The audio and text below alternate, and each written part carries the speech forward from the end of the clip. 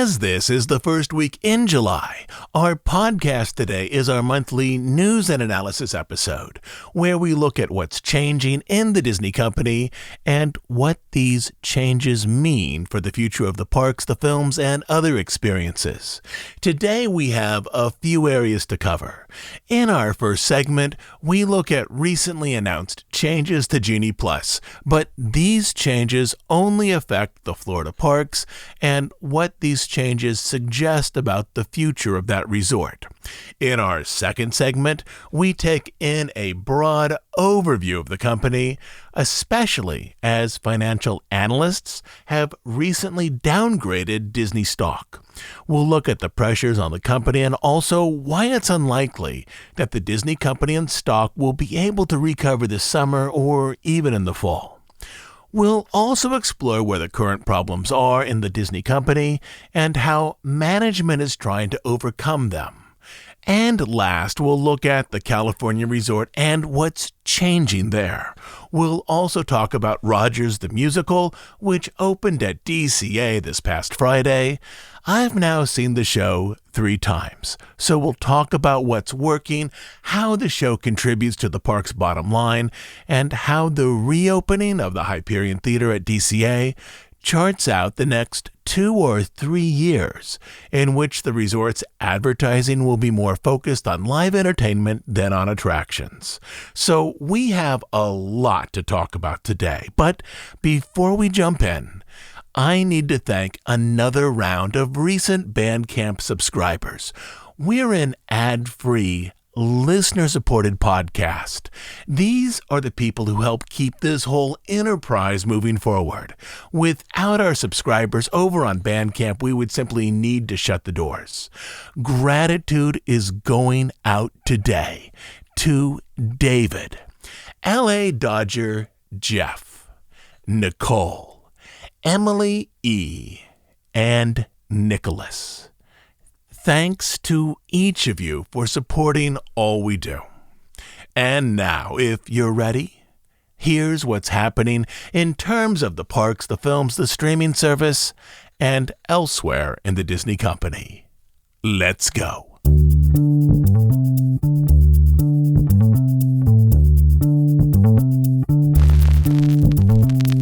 Let's start with this. Another round of big changes for Genie Plus. Genie Plus came online on October 19th, 2021 at Disney World. 2 months later, it went online at Disneyland.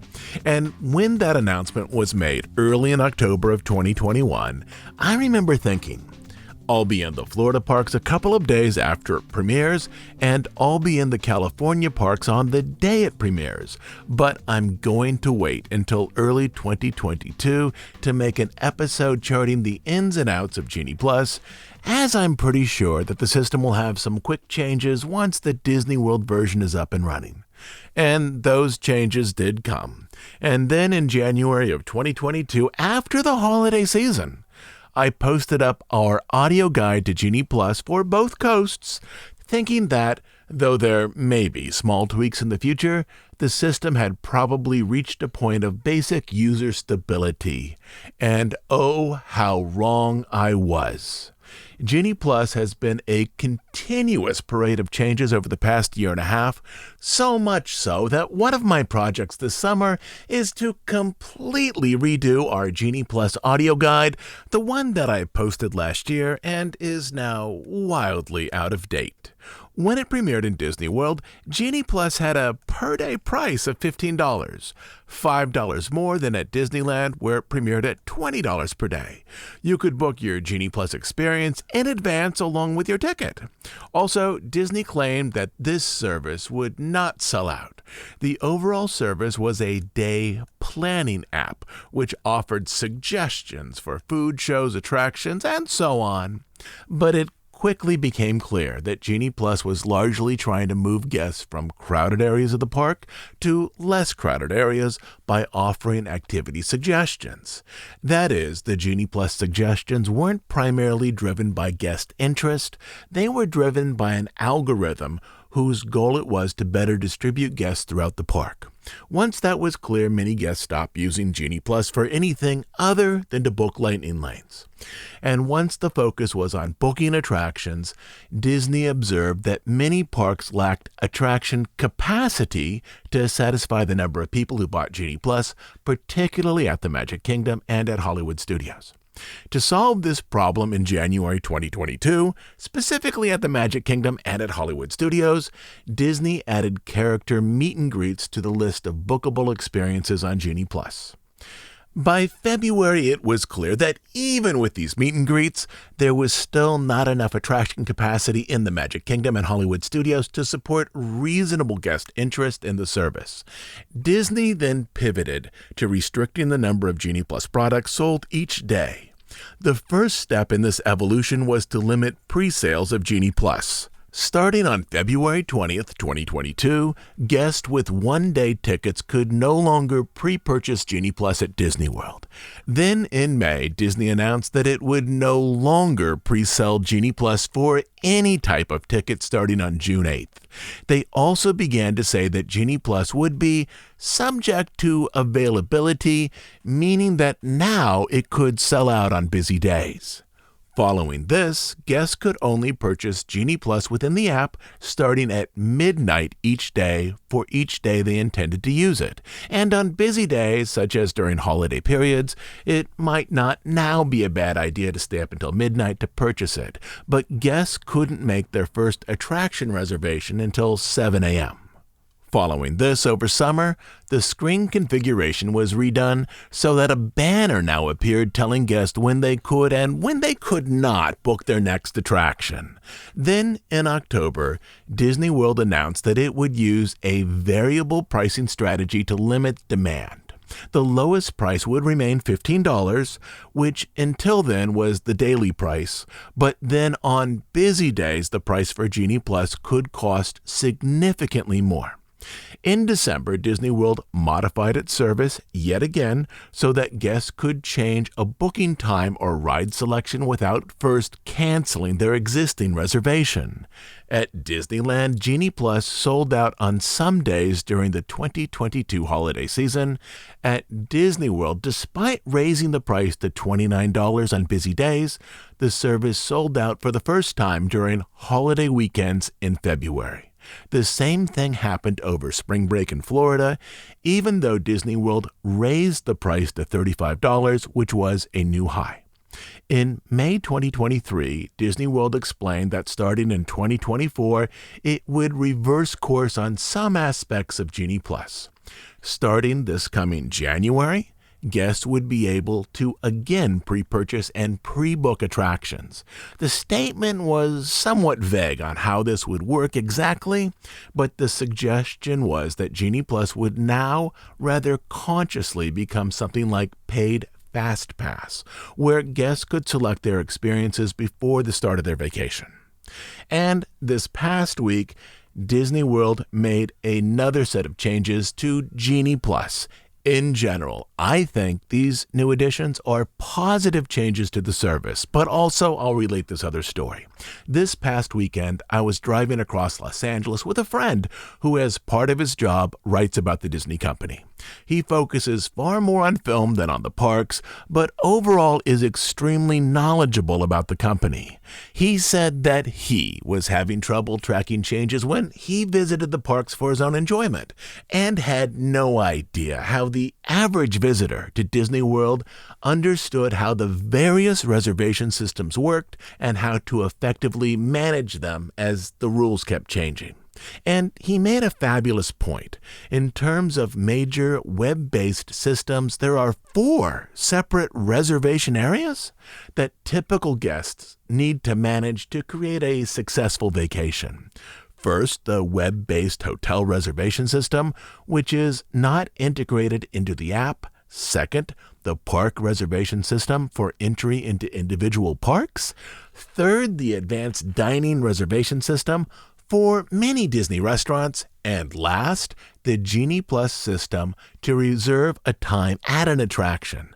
Not all of these systems communicate with each other, and many of these systems, specifically the park reservation system and the Genie Plus system, have regularly updated their policies and offerings over the past 2 years. So I don't want to discount this level of complexity in the multi-pronged Disney reservation system, which is a significant knowledge barrier for the typical guest when I cast these new changes in a positive light. Since Genie Plus debuted, it was clear that this system was more valuable in some parks than in others. I'd put the parks in this order, assuming the Genie Plus cost is the same at each park. Genie Plus is valuable on most days at the Magic Kingdom, largely due to the number of attractions supported by the system and the possibility that crowds can make standby lines very long. Genie Plus is reasonably valuable on most days at Hollywood Studios, largely due to the popularity of the park and the number of attractions that attract crowds. Still, the time savings here together for Slinky Dog, Runaway Railway, Tower of Terror, and Rock and Roller Coaster typically, in my estimation, justifies the purchase. Genie Plus is less valuable at Epcot, as outside of Frozen Ever After and Test Track, its attractions rarely see long lines, particularly at the front of the park. Genie Plus is rarely valuable at Animal Kingdom, particularly if you arrive early. If you arrive early on most days, you can easily move through the park's major attractions, Flight of Passage, Kilimanjaro Safaris, Expedition Everest, and Navi River Journey, in 2 to 2.5 hours, making both Genie Plus and the individually paid Lightning Lane unnecessary. The newest update to Genie Plus creates a variable pricing structure for individual parks. Again, I completely understand that this adds more complexity to the reservation system, which is a problem, but the changes here address actual shortcomings with the old system. Moving forward, in Florida anyways, Genie Plus will have 5 different prices. First, this creates unique prices for each park based on the value of Genie Plus at that park. When it was announced, Disney gave pricing examples as to how this new system would work. In the example day, Magic Kingdom was priced at $27, Hollywood Studios at $24, Epcot at $18, and Animal Kingdom at just $16. And this tiered system perfectly matched how we've discussed the value of Genie Plus in the different parks for the past 18 months. From a personal standpoint, if I went to the Magic Kingdom for a significant portion of my day, I would typically buy Genie Plus. And I would definitely buy Genie Plus if I took guests with me to the Magic Kingdom.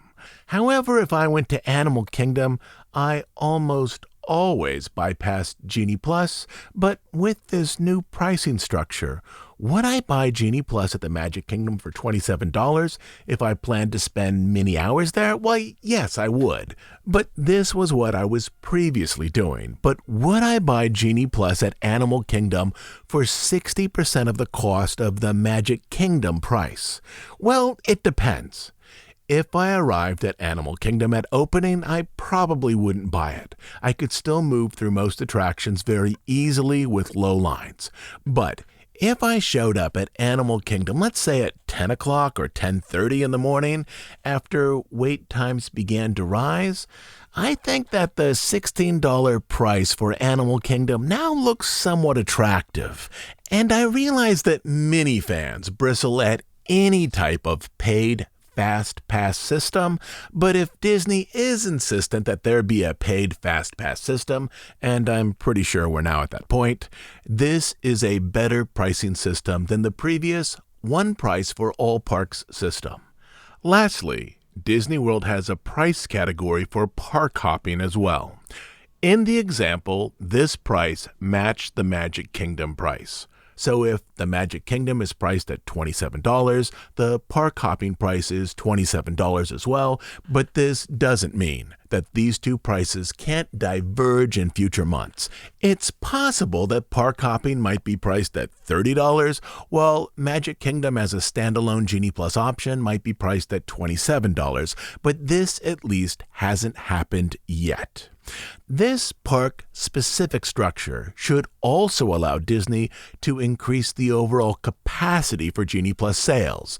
During holiday periods later this year, I easily see situations in which Genie Plus for both Magic Kingdom and Hollywood Studios might sell out. Under the previous structure, when Genie Plus capacity reached a certain point for the resort overall, Disney turned off all Genie Plus sales. But now Disney can turn them off park by park. If Genie Plus for Magic Kingdom sells out, Disney can keep selling Genie Plus for Epcot and for Animal Kingdom. There's one more narrative element here buried inside of all this, one that concerns marketing.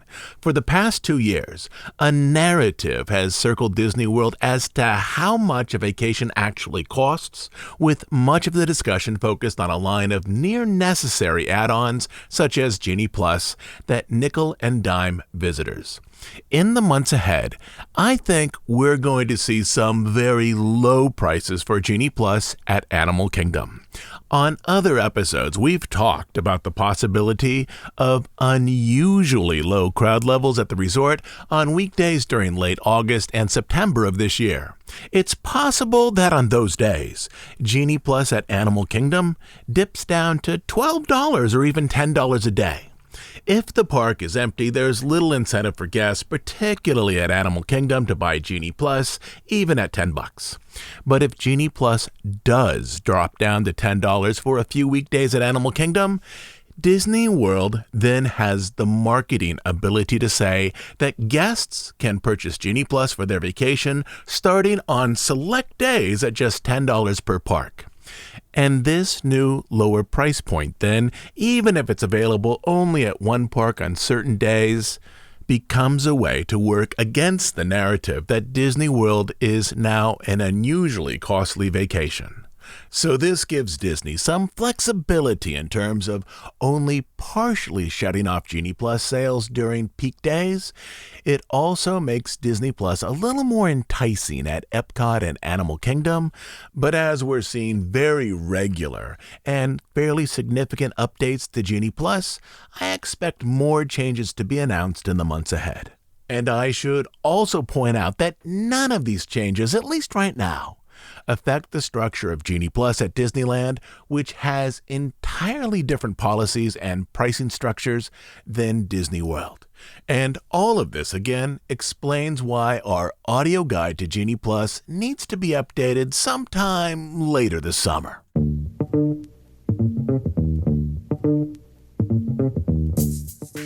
Next up, our company overview. At the moment, Disney appears to be moving into a period of uncertainty, with a number of key divisions sliding into periods of economic softness. The current vision of the Disney company has 3 significant areas: parks and other experiences such as the cruise line, theatrical films and other media, and the new OTC distribution model of Disney Plus. This is a company that, like most, has good years and less than good years. But in a lot of these less than good years, historically, one area in the company, typically parks, tends to perform well, even while other areas, typically theatrical releases, falters. But at the moment, many large divisions in the company are headed into a season of financial weakness. We've already talked about soft vacation bookings for Disney World in Florida for the second half of 2023 and into 2024. Hotels at Disney World are offering 30 to 40% discounts on rooms, even in that lead up to Christmas week. And over summer, certain theme park tickets are deeply discounted to further encourage tourism. I would expect some version of ticket discounting to continue into fall, specifically up until mid-November, and also I expect significant discounting of rooms to continue early into 2024. And literally, 2 days after I recorded that last sentence, I had to go back and add in new information, as Disney announced that it would be discounting rooms all the way through 2024. Specifically, Disney announced the return of bounce-back discounts. These are discounts offered to guests presently staying at Disney World to book another bounce-back trip in 2024 with a substantially discounted room. These offers haven't existed for the last 3 years, and their sudden reappearance reveals that Disney is not just worried about 2023 and early 2024, Disney is worried about the whole of 2024 now. And the problem of declining theme park attendance in Florida isn't just a problem for Disney. Earlier this week, again to spike visitation numbers, Universal Orlando announced that they would add 3 bonus months to anyone who purchases an annual pass, essentially 15 months for the price of 12. I should also point out that, at least in terms of the American parks, these problems are unique to Florida, which relies on traditional tourism. And by that I mean guests traveling to Central Florida, booking hotel rooms, eating meals at restaurants, and so on, to create a traditional family vacation, which is far more expensive than locals in California heading over to Disneyland for the day. The Disney Resort in California is still doing good business. Earlier this year, Disney reopened annual pass sales. The top-level pass, the Inspire Key, is still available, but all other pass tiers are sold out except for renewals. This, combined with some ticket discounting for all California residents over summer, has kept the California parks full. But for Disney, the big financial engine of the U.S. resorts is Florida, where they see very soft reservations through 2024. In recent news episodes, we have also pointed out that new subscriptions to Disney Plus are moving at a slower pace than the company would like. In fact, the most recent earnings report showed that Disney Plus is currently losing subscribers, though much of that churn is related to the loss of sports programming on Disney Plus Hotstar in overseas markets. Disney Plus is still a monster in terms of the streaming market, beat out only by Netflix, but the combination of lower subs in addition to a service that continues to lose money suggests that more changes are headed to Disney Plus beyond those already announced for this year. Theatrical releases are another area where Disney is seeing some softness. The most visible current problem was with Pixar's Elemental. We talked about this on our last news episode.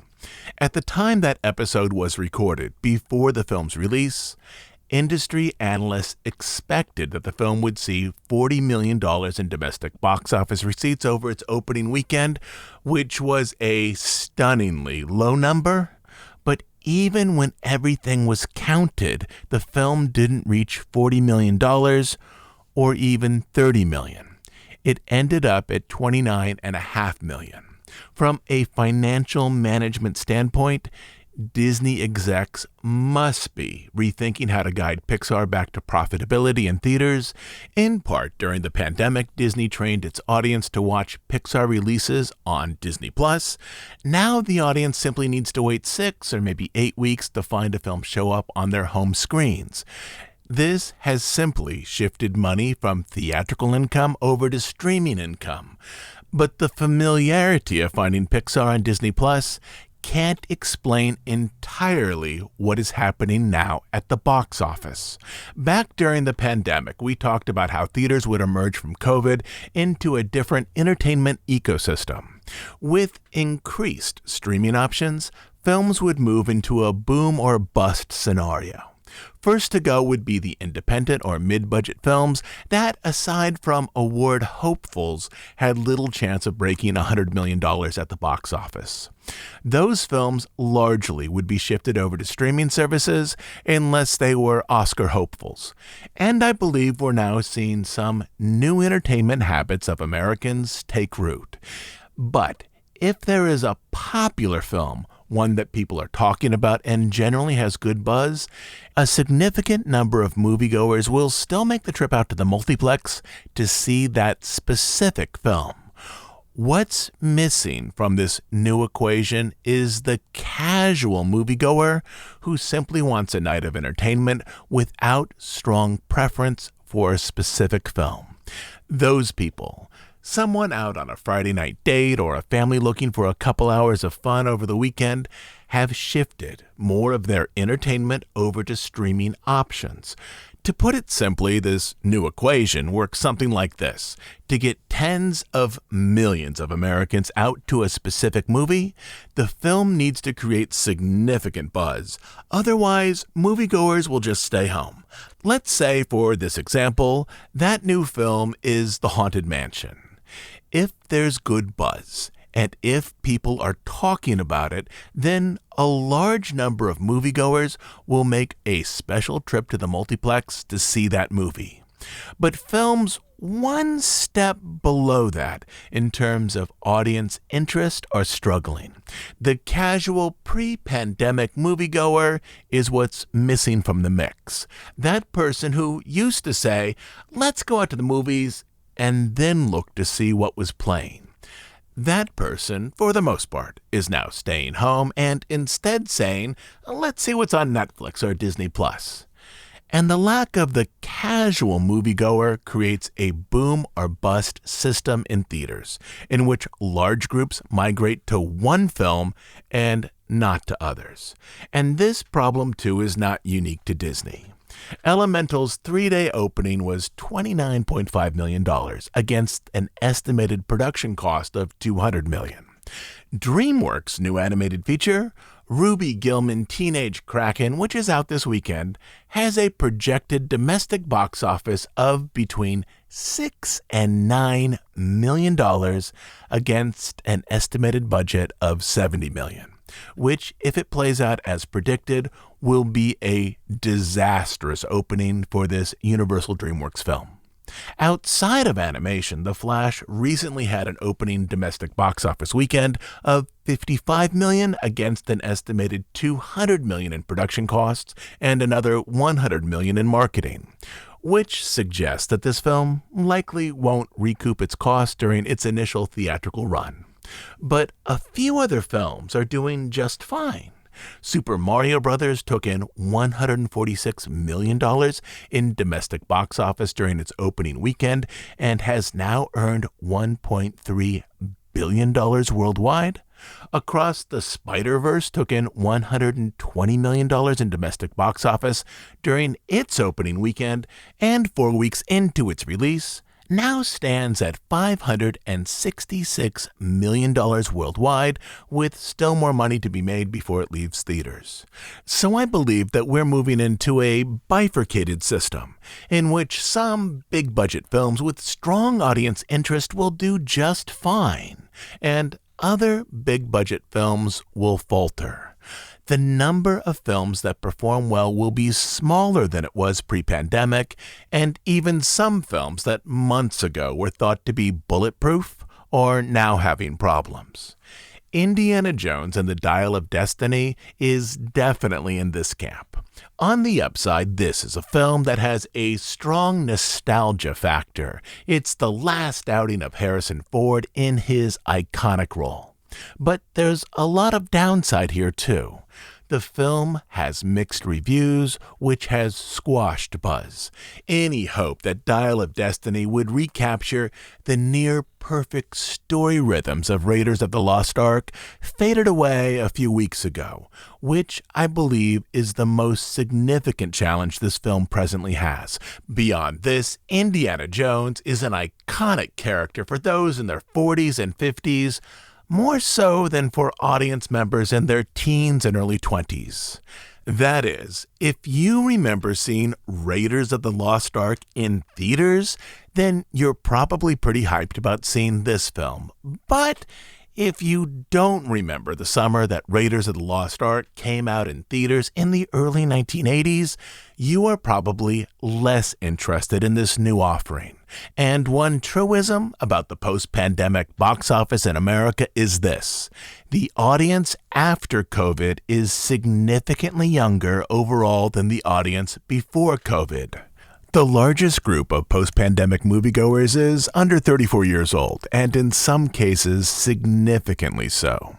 Potential audience members in their 30s, 40s, and 50s, and so on, are more likely to stay home and watch TV or the streamers. Mario and Luigi, for example, fall more into the pop culture interest of that younger audience than does Dr. Jones. Also, it's been 15 years since Indy's last outing with Kingdom of the Crystal Skull, which until this last week was the lowest reviewed Indiana Jones film, coming in at 77% on the Rotten Tomatoes scale. But it handed off that dubious honor this past week to Dial of Destiny, which presently clocks in at 66%.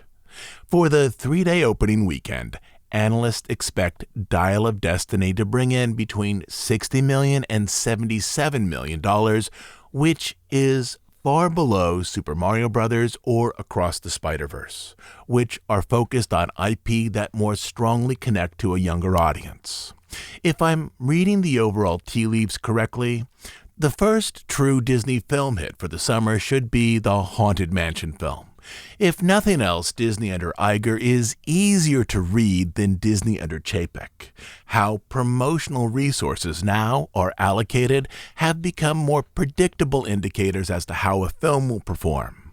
The company lavished resources on The Little Mermaid, which suggested a belief that the film would perform well, and it did reasonably well.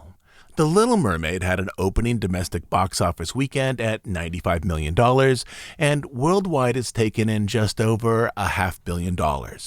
It's been a little soft in terms of overseas box office, but this film should be profitable, if only by a little, after its theatrical release. In contrast, Disney decided to use far fewer resources for Elemental, even though production costs for that film were similar to those of The Little Mermaid. Elemental will almost surely lose money during its theatrical release. At 2 weeks into its release, it's at $128 million worldwide. Indy appears to be somewhere between Elemental and The Little Mermaid in terms of promotional resources. Telescoping out, Disney certainly put significant money into early promotion for Dial of Destiny, but after the early tepid reviews, which mostly suggested that this film was uneven, but with some entertaining if familiar set pieces, Disney appears to have recalibrated its support in terms of how the film is being promoted. At least right now, Disney is leaning fairly hard into the Haunted Mansion film, due out at the end of July. The film costs less to produce than Elemental or Dial of Destiny. Estimates place Haunted Mansion's production cost around $100 million, which gives it a shorter road to profitability.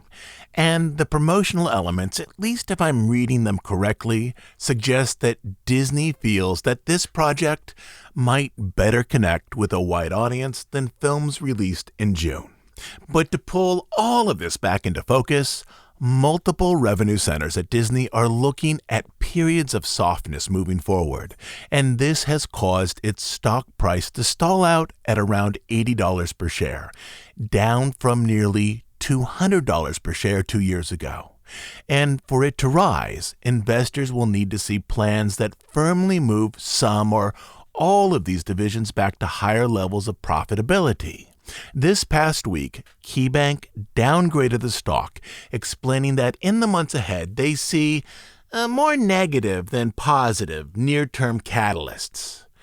An analyst with KeyBank explained, "We prefer to step aside, acknowledging meaningful uncertainty and wait for further catalysts, as buying the dip has been a losing trade." That is, for a while they had believed that buying Disney stock on the lows would produce a successful investment, with the belief that the stock price would rise soon. But they no longer see an inevitable rise in the immediate months ahead. In this, I think there's some very clear takeaways. First, if theatrical releases are now moving toward a bifurcated boom or bust model, Disney execs might need to rethink which productions it targets for theatrical release. Likewise, company execs are likely talking with Pixar about ways to manage their production cost if, looking forward, Pixar needs to create more modestly priced films to manage changes in audience habits.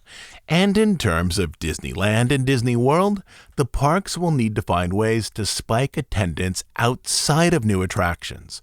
Presently in Florida, the Journey of Water is getting ready to open.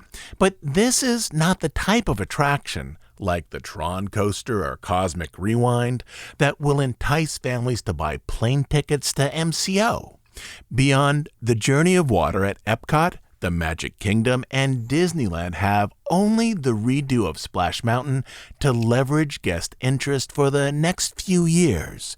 Tiana's Bayou Adventure will use the same ride system, flume layout, and show stages as Splash Mountain, but will theme the stages to Princess and the Frog. Because of the system familiarity of the attraction, I doubt that Tiana's Bayou Adventure will have the impact of an entirely new ride at either park. And beyond the Splash Mountain redo, fans will be waiting a while now for a new ride, as nothing is under construction at either coast.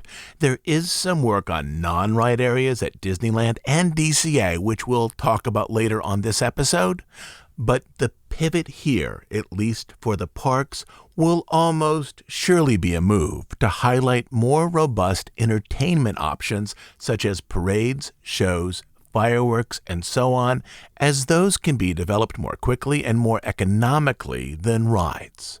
Historically, these entertainment offerings don't generate crowds with the same breadth as a new attraction, but this almost surely is where we are headed in the next 2 years.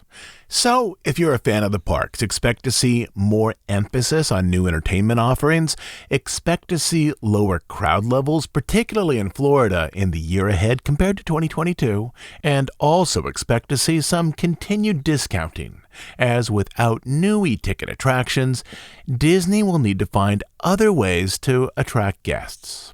Though some of Disney's current problems date back to Iger's previous term as CEO, such as with the Galactic Star Cruiser, the lack of new attractions presently being constructed falls clearly on Chapek.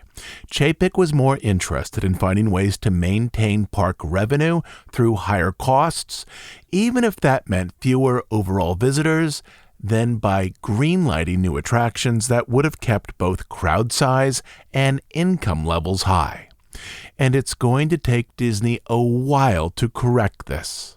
My guess is that in the not-too-distant future, Disney will announce some new elements for Animal Kingdom, which is the park that most needs additional attractions presently, and they may also announce some projects for Magic Kingdom, as that is the most crowded park in Florida. But again, these are only guesses. The company is almost surely going to re-examine its theatrical, streaming, and park options moving forward, and this overall shift at the parks during a period of sluggish growth from advertisements focused on attractions to advertisements focused on entertainment offerings perfectly sets us up for our next section, which is focused on Rogers the Musical at DCA.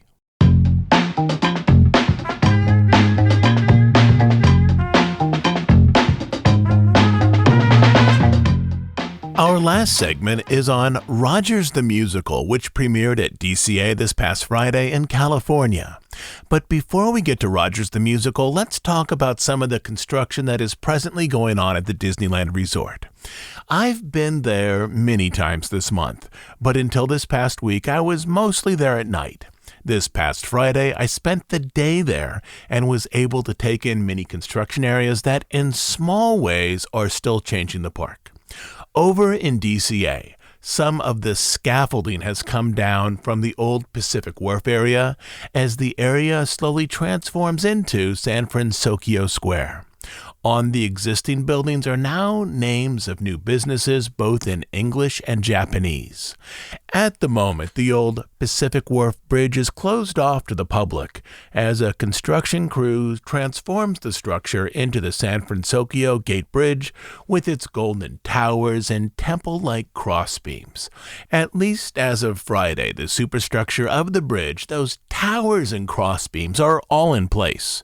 But there's still primer white and don't yet match the golden tones of the recently repainted old walkway bridge. There's also construction walls up throughout the old Pacific Wharf area. This project is supposed to be finished mid-August, but essentially with summer crowds, I can see how it may be difficult to complete the San Francisco Square area in that time.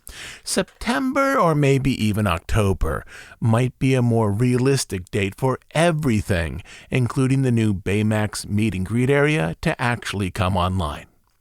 Over at Disneyland, the local crowds have largely departed from Toontown.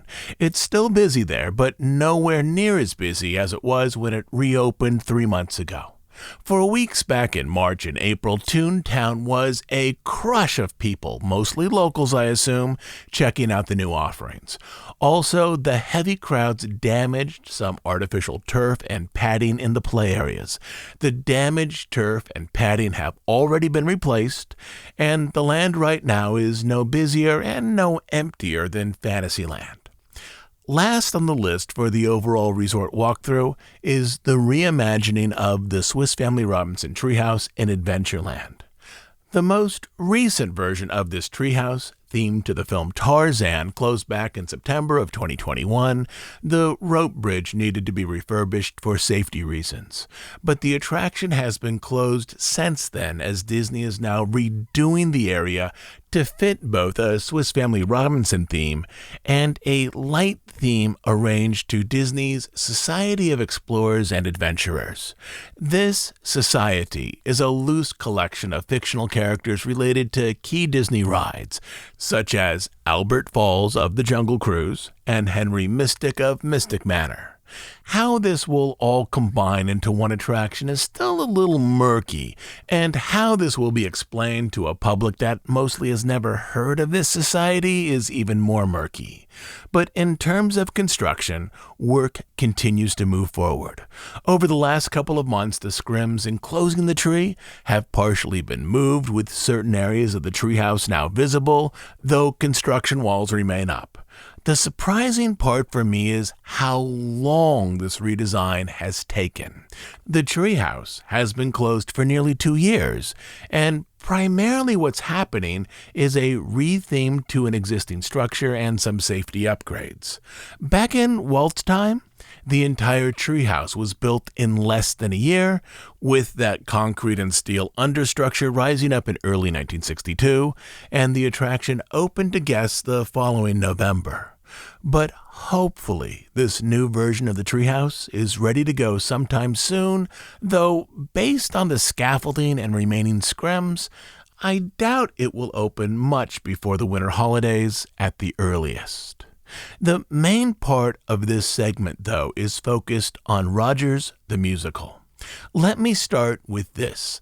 The show is better than I expected.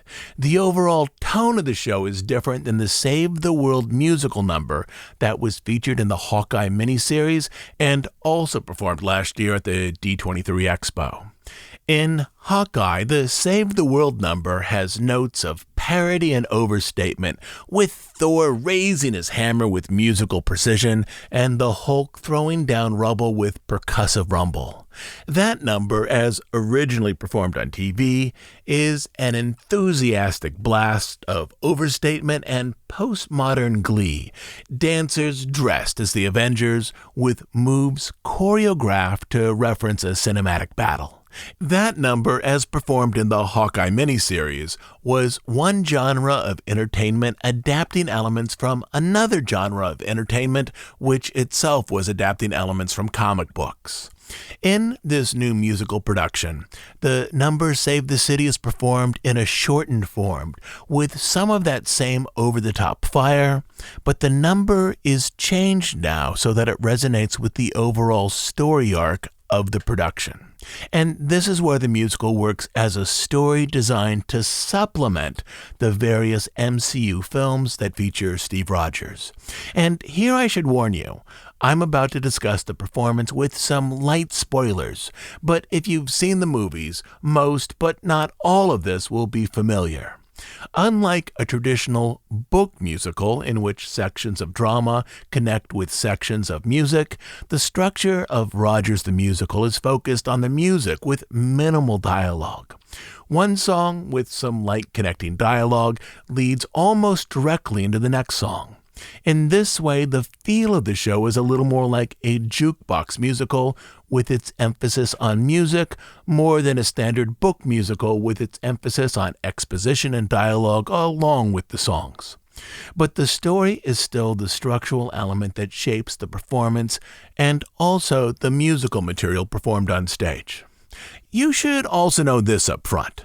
This production wholly seeks to incorporate Steve Rogers' life, mostly his emotional life, into a book musical.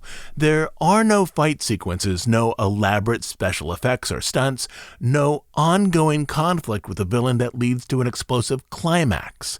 If you have younger kids who are Marvel fans, they might be more interested in other shows more focused on action and comedy over an Adventures Campus, such as the Amazing Spider-Man show.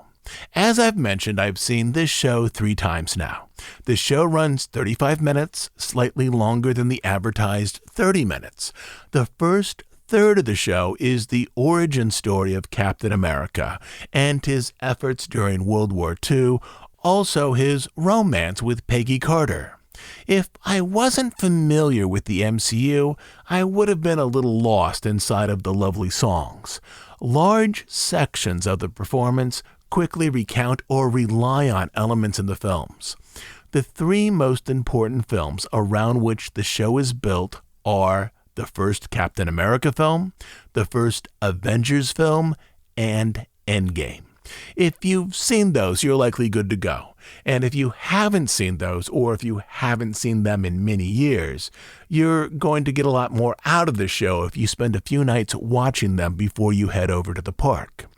The narrative focal point in this new musical is centered on Steve Rogers crashing his plane in the Arctic, where his body is preserved in the ice, and then as the decades pass, how he loses his opportunity with the love of his life, Peggy Carter. After the origin story, the musical allows the film material to exist in the background as the narrative wants to explore how Steve Rogers, once revived, yearns for Peggy.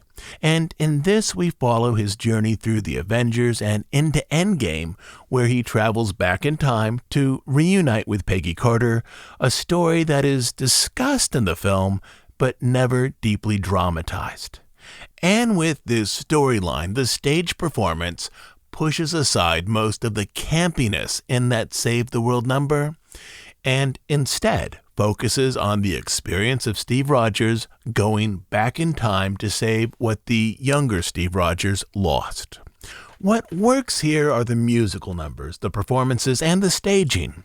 It's a one-act musical in which significant sections seem like a lyrical Cliff Notes version of the films.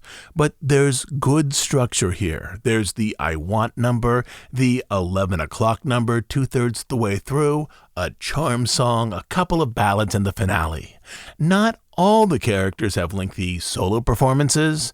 The principal performers here are in the roles of Steve Rogers, Peggy Carter, Nick Fury, and the older Steve Rogers from the final moments of Endgame. There's also the Starkettes, a singing trio who functions as the show's chorus line. These performers, all of them, sound excellent on stage, singers whose familiarity with musical performance is substantially better than other in-park musicals I've seen over the years. From what I could tell, the leads were singing live, but some of the background performers appeared to be lip-syncing. And my apologies here to the performers if I didn't read this correctly. In terms of will you like the show, I do think that you both need to follow the MCU miniseries and films and also like traditional Broadway book musicals. If you're in both of those camps, Rogers is a fabulous 35-minute midday break from the park, one whose musical elements are among the best in any Disney production, even if some stagecraft elements are a little light. In all three performances, the audience was focused on the performers, which is not always the case for in-park performances, and suggests that this one was connecting with the audience. The one true weak spot in the production are the sets and costumes. They are limited. Most of the setting here is provided by the projection system that was heavily used when Frozen played at the Hyperion Theater.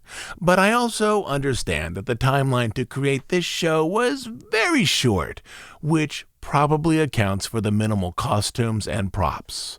And even if a musical about Captain America isn't really your thing, maybe focus on this. This production, even if the sets were quickly assembled, finally brings the Hyperion Theater back online after a pandemic closure that lasted for over 3 years.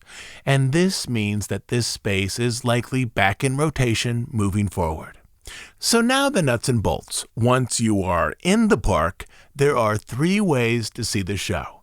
And to understand the ins and outs here, you need to know how large the theater is. This venue holds just under 2,000 seats.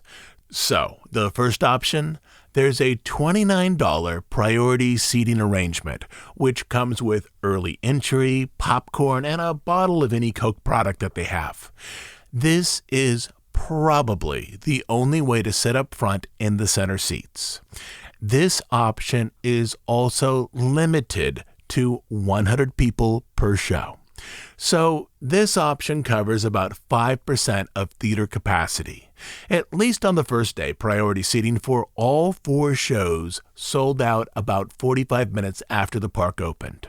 And for those of you keeping track of the financials, this show has 4 performances a day, each with 100 premium seats at $29.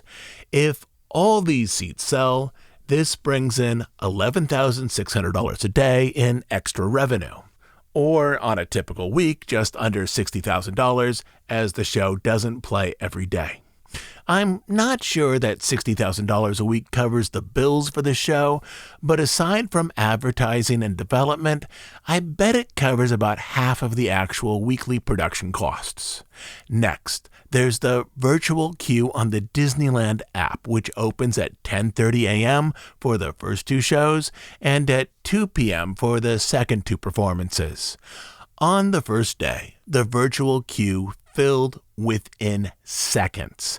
I had assumed that the vast majority of seating would be arranged for the virtual queue, but roughly half the theater, mostly in the mezzanine and upper balcony, was kept for the standby line.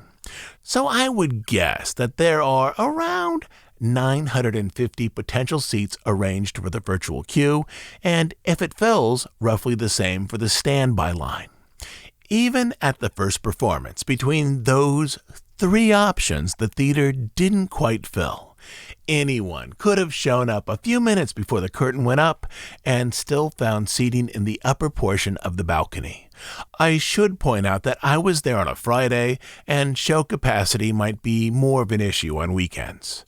Presently, the show is scheduled to run for just 2 months, from June 30th until the end of August. But I've also heard that if the show is successful, it might continue after the summer season, so think of these 2 months as a trial run. If you're planning a trip to the California resort this summer, and if you like musical numbers from book musicals, Rogers would be a good addition to your schedule. In my opinion, more enjoyable than most live entertainment presently in the parks on either coast. To put this simply, I was expecting Rogers the musical to lean into the camp and silliness of the number performed on the Hawkeye miniseries, a Broadway show that ultimately embarrasses Hawkeye, but the show at DCA doesn't do that.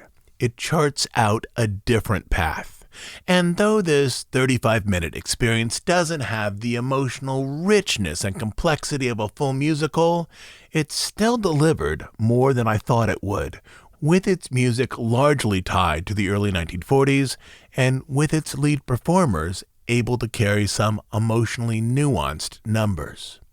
In terms of the near future of the parks, this is what Disneyland and Disney World will need to lean into: inventive offerings assembled by the entertainment division to overcome what I call the Chapek gap, in which no new attractions aside from attraction rethemes were greenlit for nearly 3 years, which now creates a significant problem in terms of promoting the parks.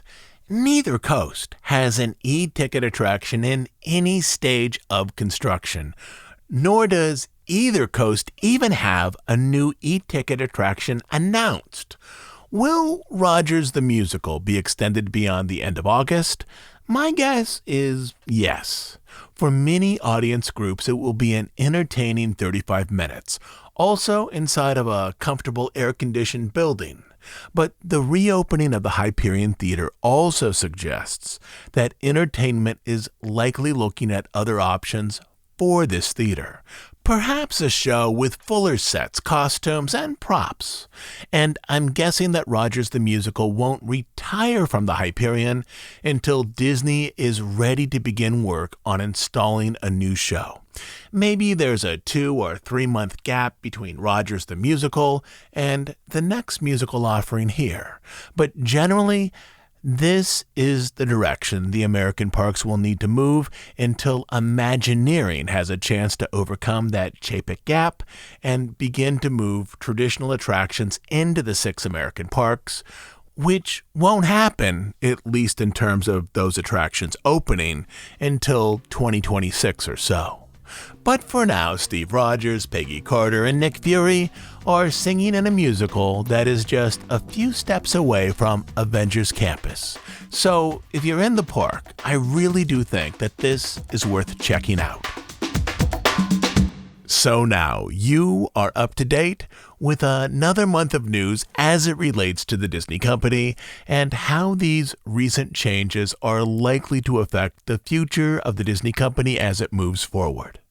I'll be back next Sunday with a new episode. At least right now, the plan is to post an episode that looks at the history of the company. As you know, we're an ad-free, listener-supported podcast. We do just 2 things: deep dives on stories related to the history of the Disney studio and the parks, and news and analysis of current events as they relate to the Disney company. We are funded entirely by listener contributions. On Bandcamp, you'll find over 200 episodes not available on iTunes or anywhere else. But the best reason to join our Bandcamp group is to support the work we do here and to make sure that this podcast continues to exist. You can become a monthly subscriber at dhipodcast.bandcamp.com. I'll also leave a link down in the show notes. Until next Sunday, this is Todd James Pierce.